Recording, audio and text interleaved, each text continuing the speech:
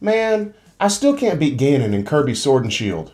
Oh man, just turn down the difficulty. It'll help so much. Huh.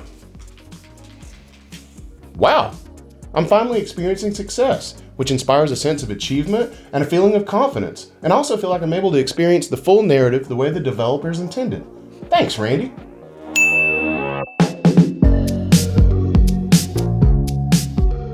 Hey guys, I'm Randy. And I'm Daniel. We're two lifelong friends and musicians, but when we're not playing gigs, we like to talk games. And today on the Game and Gig podcast, we are discussing whether or not games should have adjustable difficulty. So right off the bat here, Randy, what do you think? Just get right into it. Yeah, I mean, what's your gut reaction? I'll tell you that I personally do like it when games do have adjustable difficulty, and we'll get into why in a little while. But that being said, I feel like some games don't need it. You know, for whatever reason. I think there are some exceptions that, like for example, platformers. Like, what can you do? What can you do to a platformer to make it easier? You know? Yeah. There's like certain styles of games where it just really doesn't make any sense to begin with. So that would be my things. Like some games obviously don't need it at all, but there are certainly games that I think benefit from having it, and I think it's convenient for not only myself, but I think there are a lot of use cases where I think an adjustable difficulty setting is like maybe even the right moral thing to do, and we'll get into that in a little bit. Yeah, If we're taking the moral high ground here today, okay. Well, I agree with you. I mean, when you said platformers, I kind of thought I don't know, maybe some action platformers out there where you can maybe make the enemies take less damage or something like that. But you're right. I mean, the joy of a platformer is the level, so you can't really change the level. So I'm with you there. You could change the enemy difficulty, but some platformers, say a Mario or something, one hit's one hit, you know? Right. Like a 2D Mario or something. True. Yeah. So I agree. I mean, those, I don't really see how you would even do it to begin with. Well, I mean, they've been able to do it though with the Donkey Kong thing, the Funky Kong. Giving you basically an easy mode where you have where you don't take damage. Yeah, the thing about Funky Kong is he had all the power ups that all the Kongs had, or something. So there's definitely ways that can be done, but I mean, I think it is a case by case basis for some games. Dan actually designed when he was in college. He had to design a little 8-bit game, and his game was called Wizards Never Die, and it was basically like Galaga, but it was from the side. Instead of shooting up, you were shooting sideways, and you were a wizard. And the reason he had to call it Wizards Never Die is because he couldn't figure out how to put health in his game, so the wizard couldn't die. So that game was only easy. It was only easy mode. Yeah. So he just told me about that the other day. So what do you think about difficulty modes? I mean, I don't want to give it all away because I think we definitely have some interesting things to talk about. But what is your general thought up front? I like them. I didn't. I mean, I don't.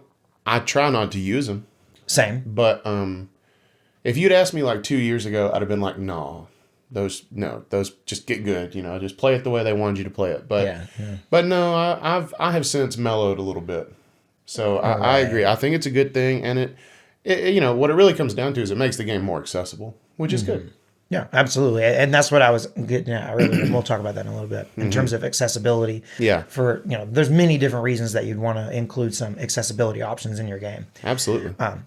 But so there's one thing that I think that comes up most often with difficulty levels in games, and that's frustration, right? Because if you're doing a boss fight or something over and over and over, and or a level and you just can't get through it can make you super frustrated, and it can. I've had where I don't even want to finish the game. I almost be like, I'm done with this, Yeah. I think of Cuphead. I was that way. Eventually, I was like, you know what? I'm out. I'm done with Cuphead. Cuphead's one I want to do eventually. Yeah.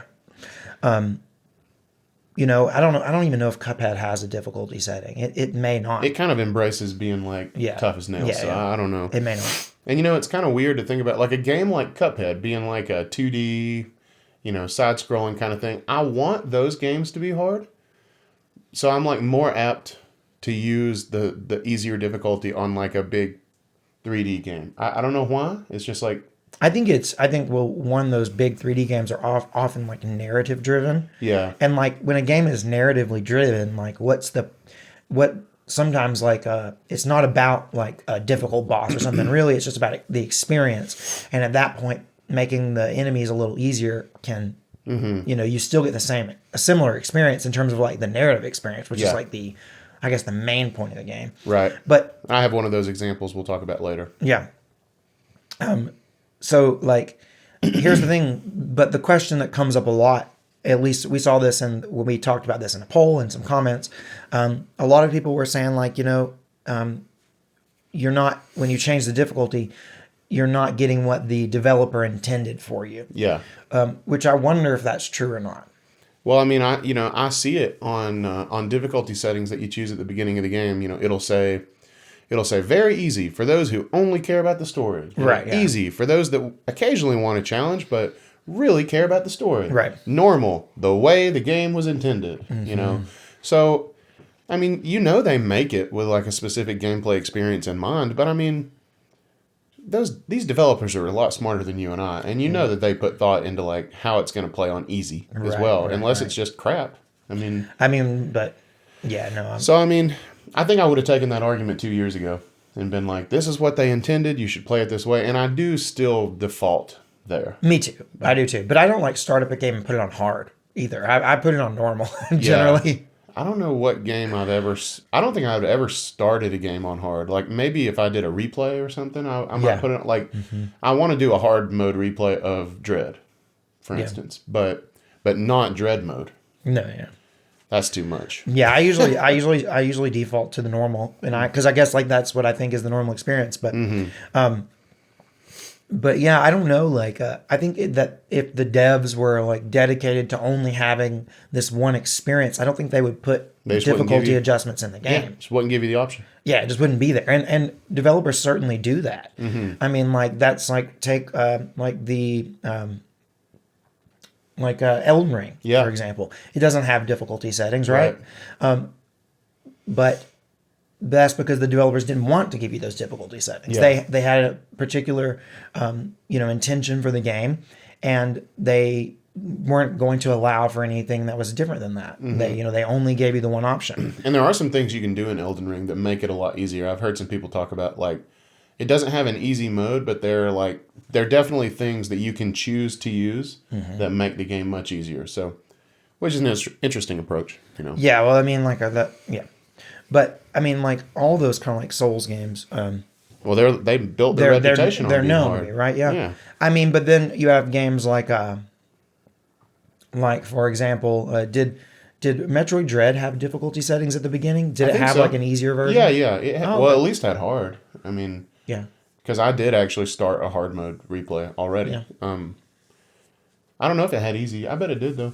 I don't remember. But it didn't have Dread mode. But there are, I noticed like I just got done playing Kirby in the Forgotten Land, and that game was fairly easy, but it had an easy mode beyond beyond the normal game, which I thought was pretty easy. But I'm guessing that's oriented at kids, which is one of the reasons I think that they should be there. Is like I think that kids, especially if a game is oriented at a general audience, and it has that that rating for everybody. I think that it should have ability to be accessible to kids because lots of times the little kids aren't very good at video games, but they still can enjoy them. And I know that like when I was a kid, games that I couldn't finish, I didn't like a whole lot. But if it was a game that I could actually play and enjoy, I really liked it. Think about how many games. I mean, games were hard when we were growing up, man. Yeah. Think about that dang Lion King game. Oh my gosh. I still can't beat that. Let us know if you're watching this and you've actually beaten the Super Nintendo Lion King game. Please let us know. You are a god amongst us humans. And don't lie about it. Just don't tell us you beat it if you didn't. That game is so hard. If more than like three people tell us they beat it, I don't. The reason that game is hard is because the platforming is just so janky. Like that's and they did that on purpose. I think I've told you about that. I think you may have, but I don't remember exactly. So Disney, they did all these movie games, and it's a cash grab, is what it is. They intentionally developed the games to be really, really hard, so that you would have a difficult time beating them in a rental period. That way, you would have to just buy it. That was a real initiative. Because the that game, they had. if it didn't have awful platforming, it probably wouldn't be that long of a game. No, probably not. But that, like, literally, that I can't wait to be king level with the flamingos and the hippos. That's very early on in the game. It's like the third level, and it is so hard. It's like the hardest video game level I can think of. I remember when we were kids, like And I've played hard games. being That- like, "Oh, I made it to adult Simba." If you could Yeah. claim that, that was like, man, you are. I still don't believe you that you did that. Oh, I've done it I don't believe you. multiple times. I've never done it. I actually did it on. Isn't that game on? No. I have the physical cartridge for Super Nintendo. Yeah. I went back and played it maybe like a year or two ago, and I got to Adult Simba again, but I didn't get very far beyond that. Yeah. I played it not too long ago, too, because I got it on Switch, because I thought I could beat it now. No, It's just as hard as I remember it, man. it's really really hard. That's a game that could benefit from a difficulty scaler. So we've kind of already touched on this a little bit, but what types of games benefit best from difficulty settings? I think we've already said, like narrative driven games. Mm-hmm. It makes total sense to have a difficulty slider because you're not really there to experience the game for its combat or for its challenge. You're there to get the story. Right. So like any games that you've used like an easier mode to get through, I know I have for a couple different reasons. I have. Yeah. Yeah, I mean, you want me to just give you a specific game here? Because I've got a great example of one. I Yeah, think we yeah, both yeah. did. Go ahead. We can move that ahead. Yeah. Yeah, so Final Fantasy VII Remake. I turned the difficulty down. I don't remember what part I got to, but I was loving the game, and I really wanted to just like get to the end and see the story. And I kept dying on this thing, and it wasn't the same place you were talking. It wasn't the turrets. Yeah, that's was- where I did it. It was like a boss or something, and I turned down the difficulty and just whomped him. And then I actually forgot to turn it back up for a number of hours. So I actually played a large chunk of that game on easy, and I have no regrets Yeah. at all. Well, I mean, that game isn't really. I mean, like the combat is fun, but it's not really about the challenge of the combat. It's about the story and the atmosphere and experiencing it. Yeah. So like, I did a similar thing on Final Fantasy VII. I think that I did kind of like flop around depending on like I think I went back to normal, and then if I had some like a boss that was giving me trouble and I had done it multiple times and I couldn't get through it, I'd turn it down and finish the boss and turn back up. I did that on that. I did that. What I did the opposite of that was on Doom 2016. You turned it up? I turned it up for Dang, son. well, I really wanted to. I had heard, and maybe I was wrong, but I had seen that like when you finish bosses, you get achievements. And this is one of the rare times when I actually was like, ooh, it'd be cool to get this boss, get the achievement for beating this boss on hard or something. I think that's what it was. I don't quite remember. But I turned it up to what I did is I was doing the boss on normal. And then like I was like, that wasn't that hard. I was like, I'm going to try it on that one on hard just to see. And I remember it was so incredibly hard. Yeah. But when I finished it, I was like, oh my gosh, that was so cool. I think it was the final boss of the game that I did that on just to like see if I could do it. Yeah. Yeah. Well, I remember having a similar experience, but I didn't. My story doesn't have a happy ending. Where when I first played God of War, the remake, God I of remember War, you telling me about this. I loved it so much. It's still one of my favorite games. Oh, so good, yeah. And so me and Frankie decided we were going to do a new game plus and do it on hard. Yeah. And we were going to trade the controller back and forth and do it that way. And we being me, really, Yeah. could not beat the tutorial. And maybe I just suck. I don't know. But I felt like I was pretty good. Like I had beaten some Valkyries and stuff. Like I didn't just breeze through the game. That game has a good, like the normal difficulty is really well balanced. Like Yeah. it's hard without being crazy hard, but it's not easy either. Well, that Hard mode though, hard mode, I haven't done it. I mean, and I had it. I had the Blades of Chaos and everything from the beginning. Spoiler, no spoilers, but because it was New Game Plus, so Yeah. I couldn't do it. It still haunts me. There's like another reason. I was just thinking about this. I was thinking like I used to. I remember playing The Witcher, The Witcher 3, and I played that on normal difficulty. I didn't adjust the difficulty settings any through that game. But I like know that if I play that game now, some of those bosses were so hard. Yeah.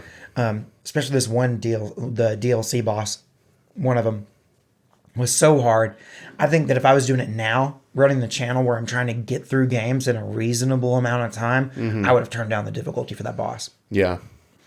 And and that's another reason that I think that it's useful is for people who don't have as much time. And I have a lot of time to play games, but I like to go through a lot of games. Yeah. And because we like to cover them on the channel, we like to talk about games. So I feel like I want to play them. Yeah. But sometimes it's good just to if I'm running across a boss, I'm like, this is going to take me hours of practice. I'll just be like, you know what, I'm just going to turn down the difficulty and get through it so that I can get to another game. Yeah. Well, Not that I don't like the game. Yeah. Well, I just did that on Triangle Strategy.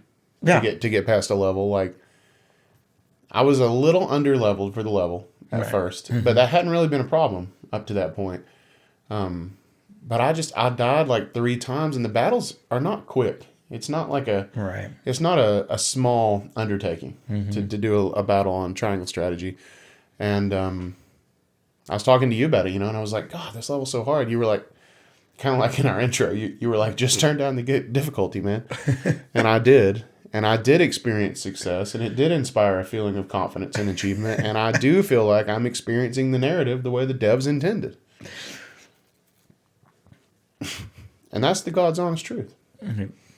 I mean, now Triangle Strategy, is it one of the things that I think having difficulty settings that's important is these difficulty spikes, where a game will be really well balanced, but all of a sudden one level or one boss or one little thing you gotta do is just way harder than anything else in the game. And it's just kind of maybe the developers was a little oversight, or maybe they didn't realize it was gonna be this hard. Right. There's a lot of reasons for it, but those difficulty spikes, it can be good to just even out those difficulty spikes.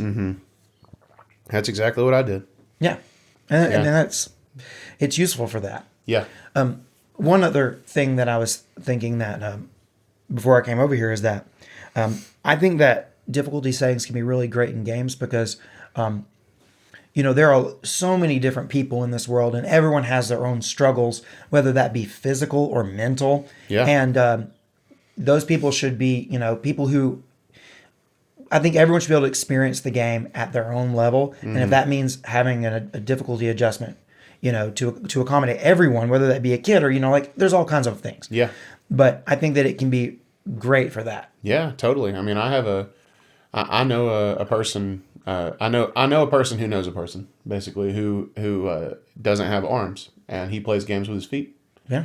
And he probably benefits from some of these accessibility options, so. Oh yeah, absolutely. I mean, that's why even at the Game Awards now they're giving away, they're one of the big awards is, achievements in, these accessibility options. Yeah. And I think that that's awesome. Yeah, that is awesome. I mean, and I think that people can get upset when a game has difficulty sliders on it because they're like, oh, that's just cheating or whatever. But it's not always just making the game easier just so you can say you finished it. Yeah, it's not really about that. They're not really thinking that through though, and I wouldn't have either 2 years ago. Yeah. Like I said, But I mean, when I think about recently, I played Mario Kart with a 6-year-old. Right. And he was awful. Right. Right. And I realized he didn't know, his mom didn't know really. It had all these options tilt controls, auto accelerate, course correct or whatever.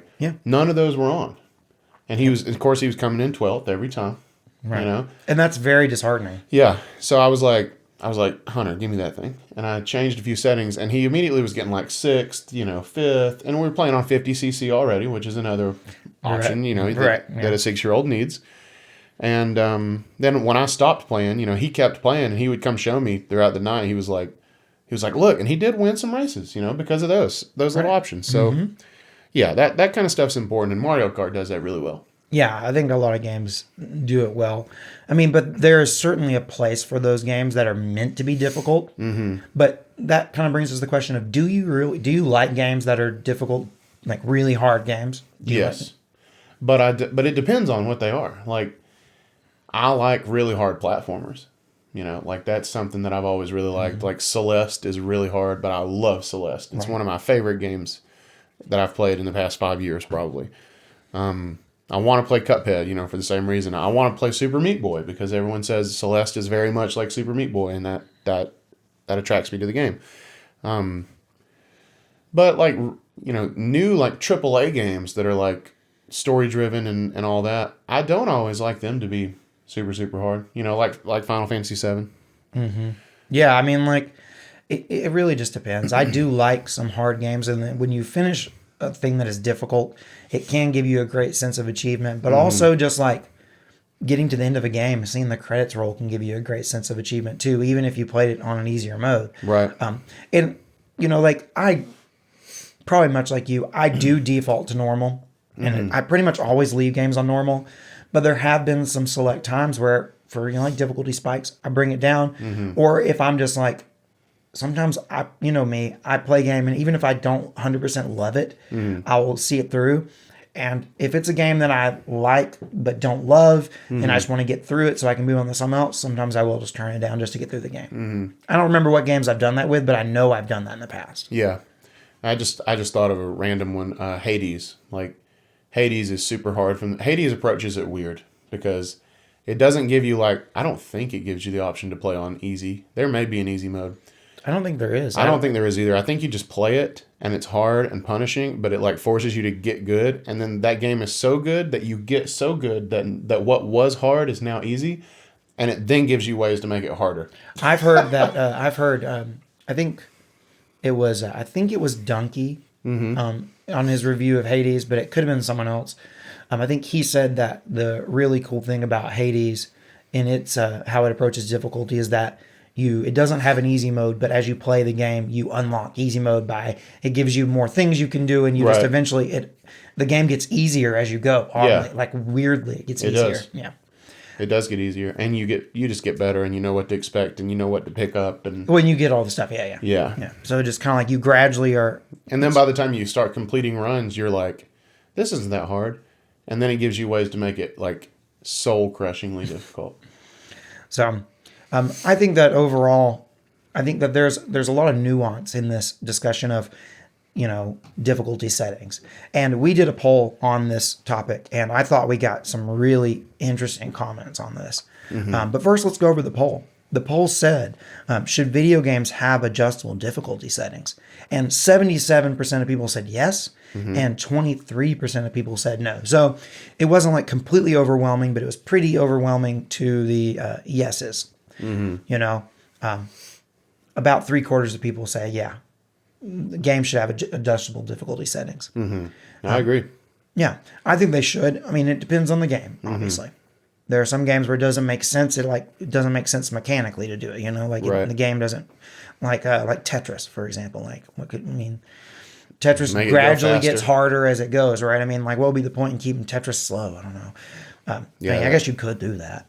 I guess actually, there's probably some people out there who would want Tetris to stay slow. And it's just like a puzzle that you just keep. Yeah, I mean, I get it.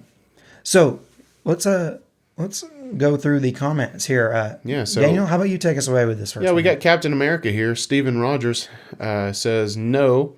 Super Nintendo games didn't have a difficulty slider. It's true. 64 games didn't have a difficulty slider. Pretty much none of the early Nintendo games had a difficulty slider.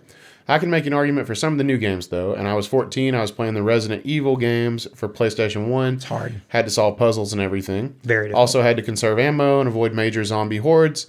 Now that my aunt's daughter is 14 and playing the Resident Evil remakes, she definitely needs a difficulty slider. I think that was maybe a text too, or a typo thing. Autocorrect. I think she needs a difficulty sweater too, Steve. And when she tried to play the ones for the original PlayStation, she didn't even make it a quarter of the way through the game without dying 50 times and then getting mad because there was no autosave feature. That sounds like Randy. Dude, Resident Evil autosave, that's a whole different conversation. We need to do a podcast on that one day. But the original Resident Evil game, you know, I played that this past October. Yeah. That game is very hard. It's hard because, one, it has no autosave, and you have to really go out of your way to autosave. And the puzzles are difficult. That game is hard. Yeah. That game is very hard. And it's one that I love Resident Evil 7. I love Resident Evil. I've played 7, 8, and 4. Those are the only ones I played. But I love all those games. But I'll tell you, Resident Evil 1 is nothing like these. And but it's difficult. And so Stephen Rogers here says that His friends call him Steve. can make an argument for new gamers. So like, yeah, that's what we're saying. Like kids, younger people. Yes. It kind of makes sense. So I think that maybe they should be there, you know? If we want more people to play games, Right. need to make it a little more inviting. All right. We have another repeat commenter here. Larry House. Yeah. House. Says, now this is kind of an Larry opposite, House, MD. kind of an opposite opinion, where Stephen Rogers said no. Larry says, of course, games are that, games. They should be enjoyable and engaging to accommodate the player. Like sports, only a select few really make sense. Wait, make it to the top. Yes, like sports, yeah. Mm-hmm. You know, a select few people make it to the top. Like athletes. Athletes, yeah. But most people aren't after that. Most people just want to kick back and chill for a bit. I recently beat Metroid Dread and working through Elden Ring. The difficulty there is rewarding, but off-putting for many. Oh, but off-putting for many. It's off-putting, Gotcha. And that will keep people from experiencing the masterpiece both these games are. That sucks. Also, not everyone plays with the same mental and physical capacity. What's easy for some might be really hard for others. Yeah. So, yeah. That's what we were saying. And I think this is a good point because a lot of people just say, you know, like, oh, just get good, you know. Yeah. But it's not always that easy. No. Past Daniel was that way. He was a jerk. Well, I don't think I just think that, like, You're just not thinking. yeah, and there's also the, like, maybe the game is just not for you. I don't really like that. That argument? That argument. I don't really like that. Yeah. But I agree. You know, games are games. They should be fun. Yeah. They should be entertaining. They should. And that being said, you know, it's not like most games with the select few like Nintendo games that just have an easy mode and don't have a hard mode. Most games that have difficulty adjustments have a hard mode. Right. So if you want to, you know, go in there and really like dig in and make it difficult for yourself, you can. You can. Yeah. So moving on, we got leftover pizza. They say it depends. A difficulty slider that's just a damage taken / damage done modifier? No. A difficulty slider that changes aspects of the game to make it easier or harder, such as loot, enemy AI, etc.? Yes. So yeah, I mean, that's kind of what we were saying about like if you were to make a platformer easier, all you could really do is adjust like take enemies damage, health, or whatever. Which some games do that. Yeah. I mean, that's pretty much what Triangle Strategy did, actually. I don't really think the enemies made any different choices than they would have made. No, not like AI choices. They just took a lot more damage. Yeah, and probably gave less. Yes. Yeah. And that's, yeah, I think that is, some games definitely do it that way, and that seems like the cheap way to get out of doing a difficulty setting. It does. But then, like, there are certainly games that make the AI dumber, and, you know. Yeah. And then, so I think that this is a little nuanced because I think that for some games, about all you can do is have a damage taken done modifier. You know, like that's all you could do. Like that's the only thing that would make sense.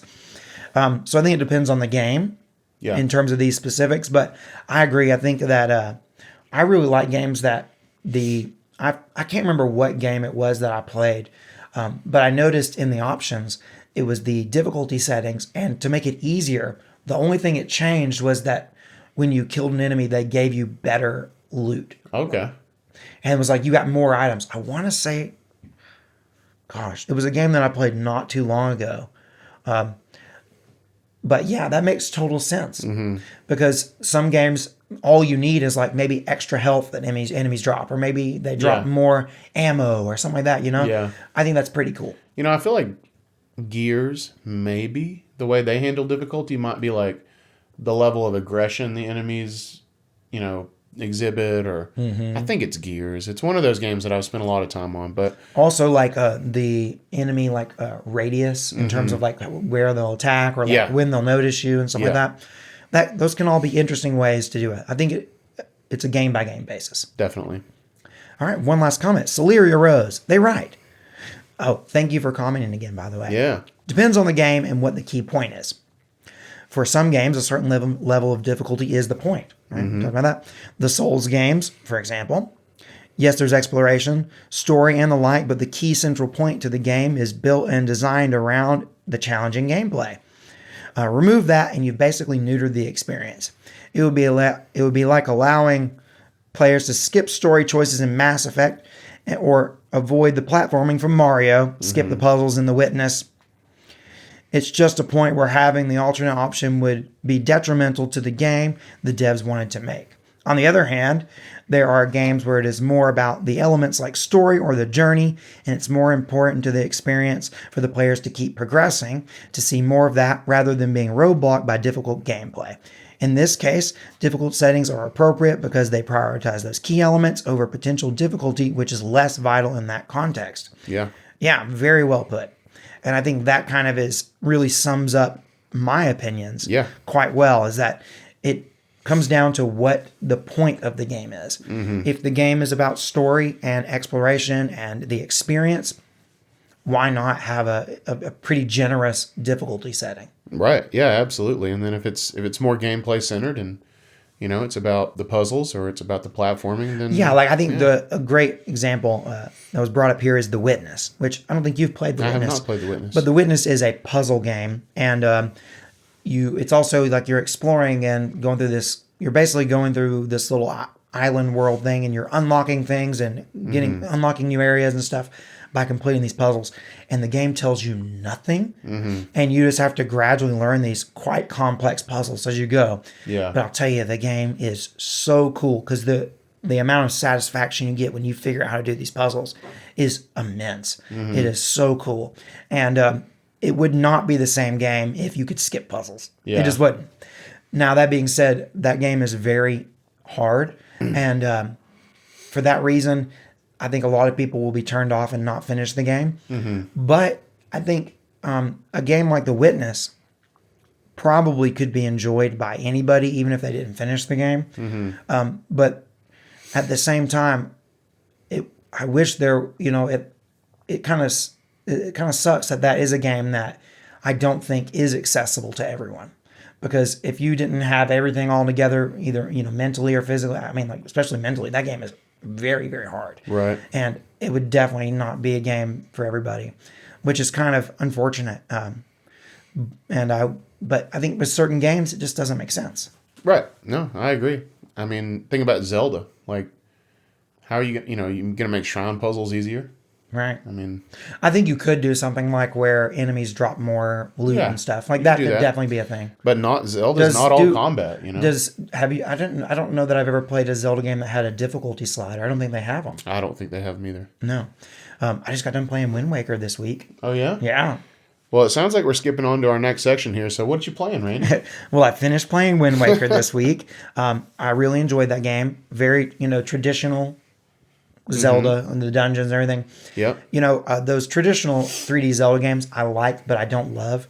But I do like them, and I liked Wind Waker a lot. Yeah, Wind Waker is awesome. Yeah, it was really good. I think I liked it maybe a smidge more than Ocarina of Time, which is crazy. But I don't know if I'm prepared to say that, but I might be. It's really good. I love the Wind Waker. Yeah, it's really, really good. And, there's the rumor is that Wind Waker and Twilight Princess are getting released on Switch as like a dual, 2 games on one cartridge. That'd be cool. That's the rumor. That'd be cool. I would suspect that might actually come this year. You think so? Yeah. If I had to, like... I mean, that would take us back, if they did that, then... Would that be all the 3D Zelda games would be on Switch? Yep, everything. Well, that's cool. That's cool. That would be a cool because thing. you'd get Ocarina of Time and Majora's Mask through Nintendo Switch Online, right? And then you'd have Skyward Wind Waker Sword. and Twilight Princess on. And just as that a game. would be as a game, and then Skyward Sword is on there. Yeah. And then Breath of the Wild. That's all of them.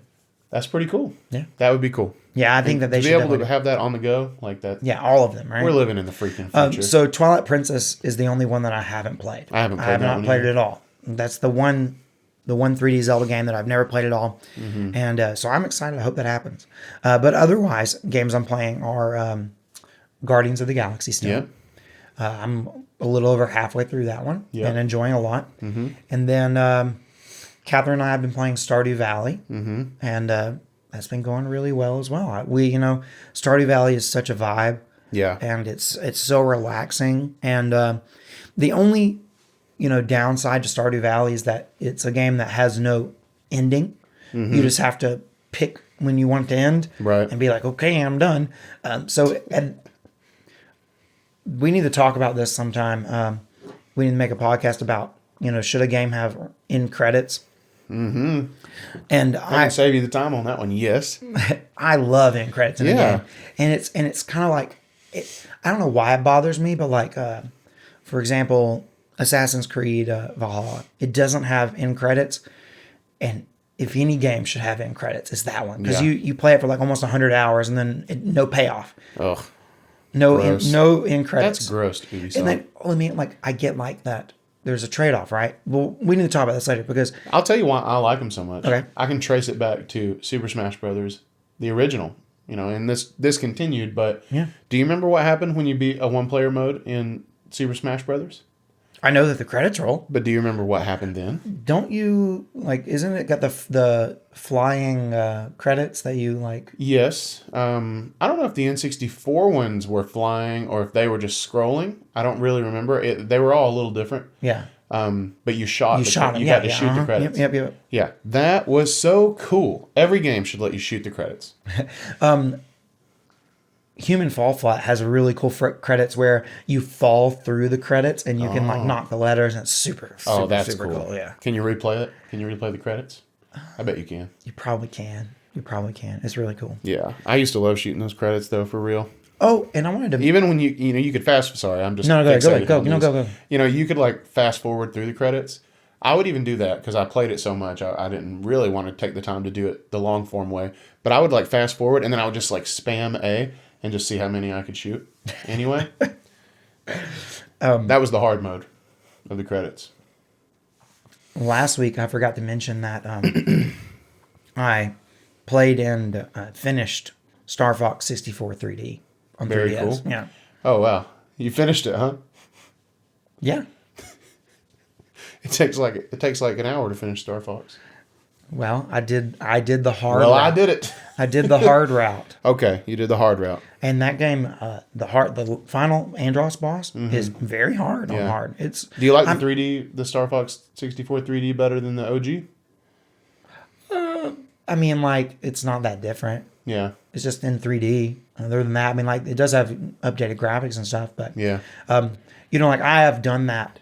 The cool thing about that game, and in terms of its difficulty, is it has branching paths, and some are easy Right. paths and some are hard paths. right. So And you like, did the hard path. and I did the hard path, yeah. And you go to the last boss fight on the hard, and it's completely different. You get a different ending. You get like it's all very different. Yeah. And I have done that hard path boss as a kid. I don't know how many times, and I thought, now I'm an adult, it'll be easy. It wasn't easy. It wasn't like I've done it so many times that it wasn't that hard. Yeah. But it was not something that I did have to do it a few times to get it. I didn't like first try it or anything. Yeah. No. Well, that's cool. What are you playing? I'm playing Guardians, just like you. I'm a little less than halfway through. So you jumped me this week. I'm playing Triangle Strategy, and I'm a little over halfway through that one. I'm still playing Sea of Thieves like a madman, as you say, as you are as well. I know. Yeah, I am. Mhm.